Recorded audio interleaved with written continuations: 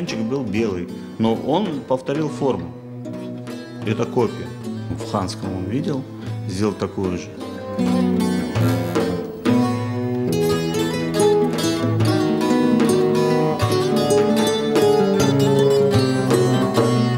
Где-то я читал или кто-то рассказывал, что османской армии перед боем наливали там, кофе варили для поднятия духа воина.